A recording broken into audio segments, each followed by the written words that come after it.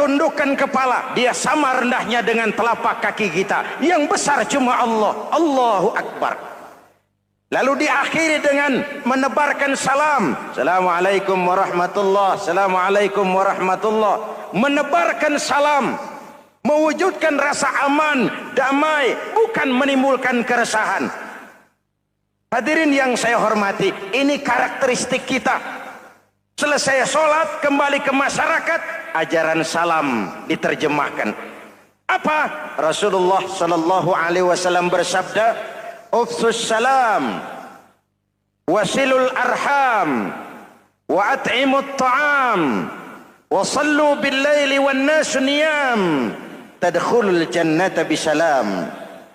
Pertama, ufsus salam, tebarkan salam. Tebarkan salam itu bukan cuma kalau ketemu orang, assalamualaikum, assalamualaikum. Iya, itu zahirnya. Tetapi hidup di tengah masyarakat memberikan rasa aman, rasa damai, menjadi pengayom bagi lingkungan, menjadi rahmah bagi semesta. Dalam Islam jangankan manusia, binatang saja dilindungi kok. Betul? Betul? Coba kalau belajar istinja itu kan makruh buang air kecil di tanah yang berlubang. Kenapa? Pertama, melindungi binatang yang ada dalam lubang. Siapa tahu di lubang yang saudara kencingi ada semut sedang rapat. Membahas Buloget jilid 2. Apa dosanya lalu mati dikencingi? Ini namanya rahmatan lis semut. Binatang saja dilindungi.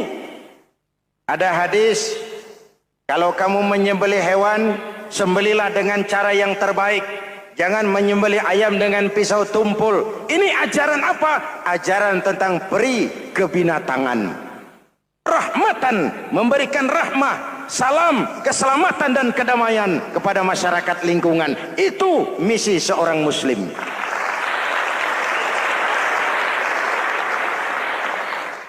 Hadirin, hadirat, ma'asyiral muslimin yang saya cintai.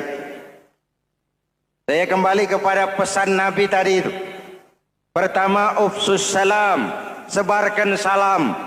Sekarang ini kan yang banyak sebarkan isu, sebarkan fitnah, hancurkan nama baik orang, hantam orang di mana-mana.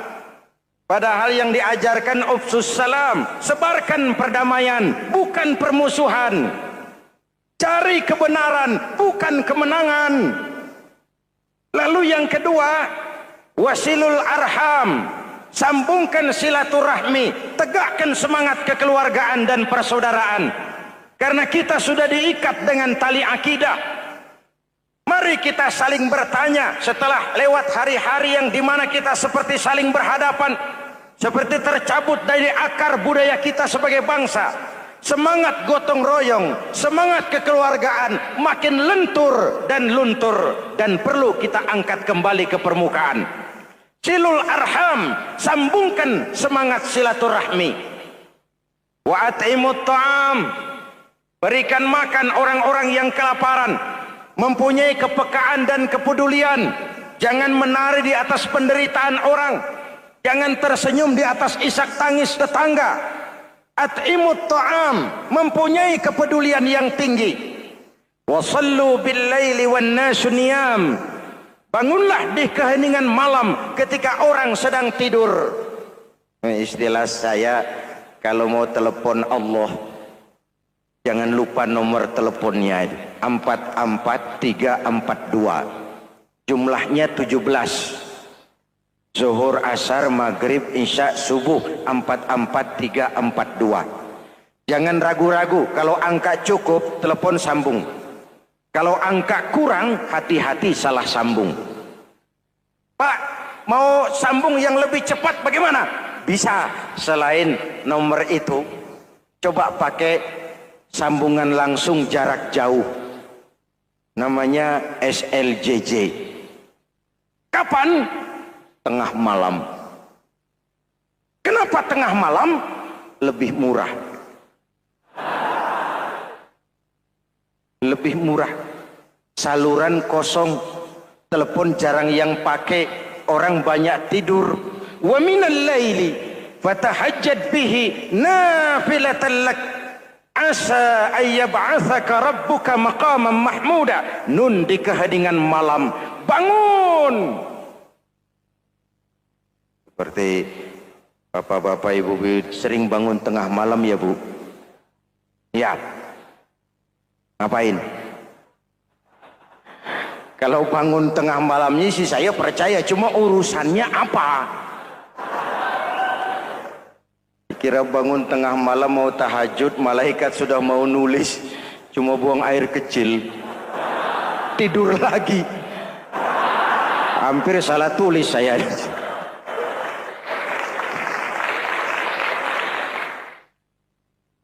Baik, fondasi sudah Pak. Tiang siap. Lalu apa lagi? Nah, rumah itu supaya ada batas, perlu pagar, dinding, tembok. Yang jadi batas, dinding, tembok, puasa. Asyamu junnatun. Puasa adalah dinding, benteng yang menyelamatkan manusia jangan sampai menyentuh wilayah lain.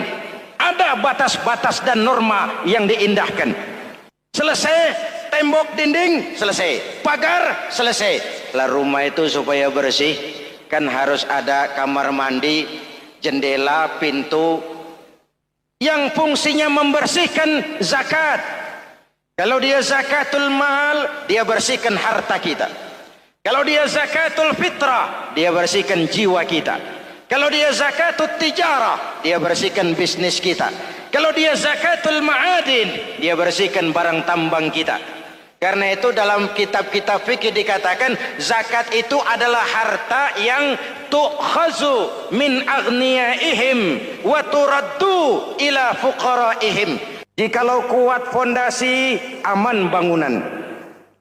Jikalau rapuh fondasi, lentur dan luntur bangunan. Maka kuat atau tidak kuatnya bangunan Islam kita bergantung kepada keyakinan dasar tadi, fondasi. Saya bersaksi tidak ada Tuhan selain Allah, artinya saya tidak akan menyembah kecuali hanya kepada Allah. Orang yang benar fondasinya beres sujudnya. Kalau saya yakin tidak ada Tuhan selain Allah, saya tidak akan minta rezeki kecuali hanya kepada Allah. Orang yang benar fondasinya, giat bekerjanya, jauh dari tipu menipu, jauh dari renten, jauh dari riba, jauh dari korupsi, jauh dari judi. Keyakinan memberikan warna terhadap bentuk kepribadian. Kalau saya yakin tidak ada Tuhan selain Allah, saya tidak akan pernah takut kecuali hanya kepada Allah. Saya tidak akan melarikan persoalan kecuali hanya kepada Allah. Saya tidak akan menggantungkan hidup kecuali hanya kepada Allah. Saya tidak akan minta tolong kecuali hanya kepada Allah. Meresap ke dalam jiwa. Untuk keyakinan seperti ini, orang-orang tua kita dahulu berlinang air mata, bersimbah darah, bahkan berkorban nyawa, melaksanakan hijrah untuk mempertahankan keyakinan. Ini intan paling mahal dan ini mutiara paling berharga. Zaman boleh berubah, tapi pondasi tidak boleh goyah. Masa boleh berganti, tapi pondasi jangan sampai mati.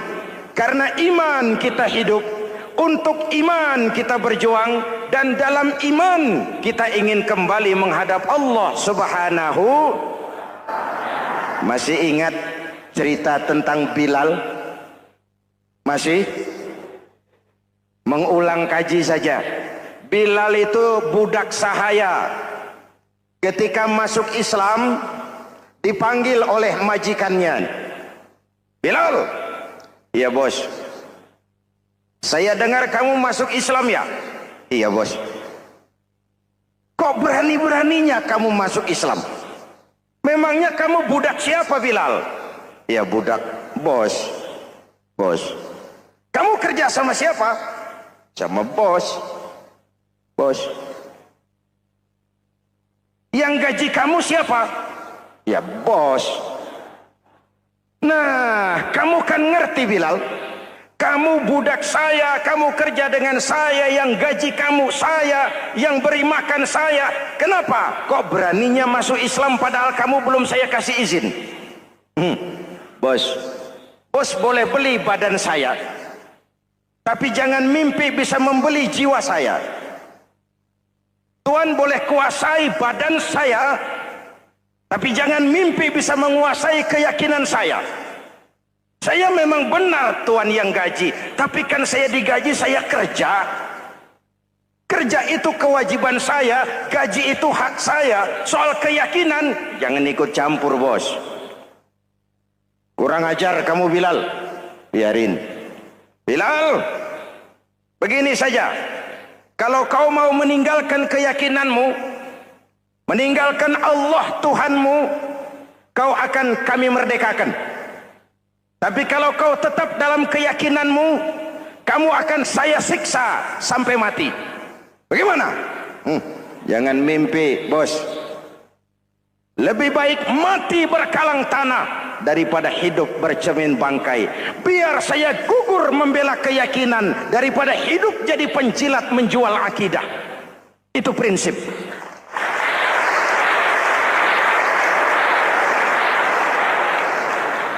Gendeng kamu. Ayo, siksa.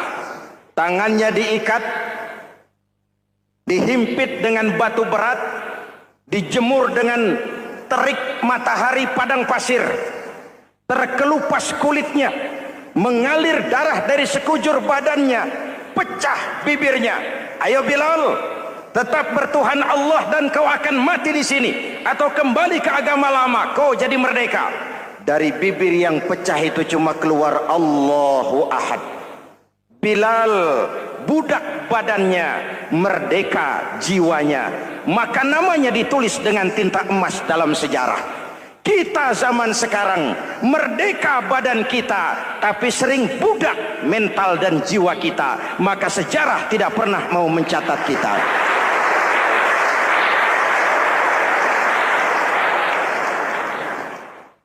Masyarul muslimin yang saya cintai, fondasi sudah. Lalu apa lagi? Mulai memancangkan tiang. Tiangnya 5. Ada tiang namanya zuhur, asar, maghrib, subuh, isya. Tetapi agar bangunan menjadi kuat, ada tiang-tiang tambahan. Namanya rawatib dan nawafil. Rawatib itu ba'diyah atau qobliyah, nawafil itu di luar itu.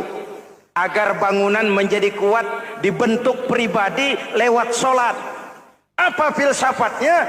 Pertama, solat itu simbol penyerahan total kepada Allah. Kita ini sudah kontrak. Innallaha astara minal mu'minina anfusahum wa amwalahum bi anna lahumul jannah. Allah telah membeli dari orang-orang mukmin diri mereka, harta mereka, bagi mereka adalah surga. Penjual kita orang beriman, pembeli Allah, dagangannya amwal dan anfus, harganya adalah surga. Jelas? Penyerahan total itu dimulai dengan takbiratul ihram. Shalli fardal isya, Allahu akbar. Arahkan mata ke tempat kita sujud. Jangan lupa kalau sudah di atas, lupa dengan yang di bawah. Sudah jadi genteng, petatang peteteng di atas. Lalu bilang, merasa capek sendiri, kata genteng kepada tiang. Tiang, kamu sih enak, kata genteng. Saya setengah mati di atas. Kehujanan, kepanasan, kadang-kadang anak-anak nakal saya disambitin. Kata tiang, saudara genteng, ngomong jangan sembarangan ya. Kamu kira kamu bisa nongkrong dan nangkring di atas, itu gara-gara siapa genteng? Kan saya yang sokong dari bawah. Kamu jadi pejabat tinggi, jadi anggota ini, anggota itu. Kami rakyat yang angkat, jangan sudah di atas kami ditekan. Jangan agama dijadikan topeng untuk kepentingan pribadi. Berpolitik untuk kepentingan agama, ayo. Tapi menjual agama untuk kepentingan politik, itu yang merusak agama.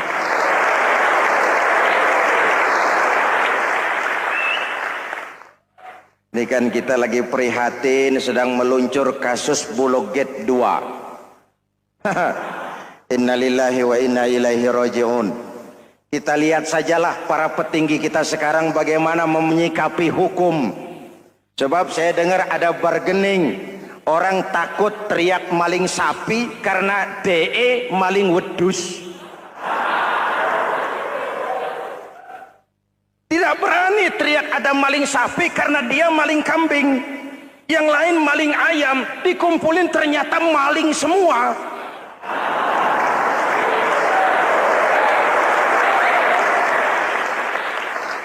Hadirin yang saya hormati, ini melukai rasa keadilan. Oleh karena itu sholat mengajarkan kepada kita dalam posisi berdiri, lihat tempat sujudmu. Jangan menteleng terus ke atas, lalu lupa dari mana kita berangkat. Itulah maknanya tawadhu, rendah hati, tidak melonjak angku dan sombong. Ada sebuah hadis Rasulullah bersabda, "Idza aradallahu biqaumin khairan." Apabila Allah menginginkan kebaikan kepada satu bangsa, apabila Allah menginginkan kebaikan kepada satu kelompok rakyat, walla alaihim hulama'uhum, maka yang naik jadi pemimpin adalah orang-orang yang santun, orang-orang yang lemah lembut, bukan orang yang menggunakan kekerasan dan tiran, sedikit-sedikit main pecat. Itu terlambat lahir. Mestinya lahir di zaman Hitler, mestinya lahir di zaman Benito Mussolini, atau kalau mau lebih klasik lagi di zaman Fir'aun. Kalau Allah menginginkan kebaikan kepada satu masyarakat, satu bangsa, satu negara, naiklah orang-orang yang santun, yang ngayomi, yang menjadi solusi dan jalan keluar untuk kepentingan rakyatnya, mampu memberikan keteladanan. Saya tertarik dengan pidato Presiden Cina pada saat dilantik. Cina, Presiden Cina pasti tidak tahu Pancasila, pasti tidak kenal Islam, tapi pidato pelantikannya, berikan saya 100 peti mati, yang 99 akan saya pakai buat koruptor, yang satu akan saya pakai sendiri kalau kamu lihat saya tidak benar. Luar biasa. Yang diperlukan sekarang ini keteladanan, hulama'uhum, sikap ngayomi, mencari jalan keluar, bukan memamerkan kekuasaan, memamerkan kekuatan, arogansi, menghormati perbedaan. Itu ciri demokrasi. Lalu waqada bainahum ulama'uhum, yang memutuskan hukum adalah pakarnya, ulamanya, mengambil keputusan secara profesional sehingga rakyat beroleh apa yang namanya kepastian hukum, merasa hidup terlindungi, aman dan nyaman. Lalu yang ketiga, wa ja'alal mala fi askhiyaihim, peredaran harta, pergerakan ekonomi berada di tangan orang-orang yang pemurah, yang tidak mau kaya sendiri, tidak mau senyum di atas penderitaan orang lain, menari di atas bangkai saudaranya. Hadirin yang saya hormati, ini cirinya. Tapi sebaliknya kata Nabi, wa idza aradallahu biqaumin syarran, apabila Allah menghendaki kejelekan, keburukan bagi satu bangsa, walla alaihim sufahauhum, yang naik jadi pemimpin orang-orang durjana, orang-orang kurang ajar, tapi dipoles dengan topeng yang bagus. Ini musim topeng. Musim apa? Topeng. Topeng itu apa perlunya? Menyembunyikan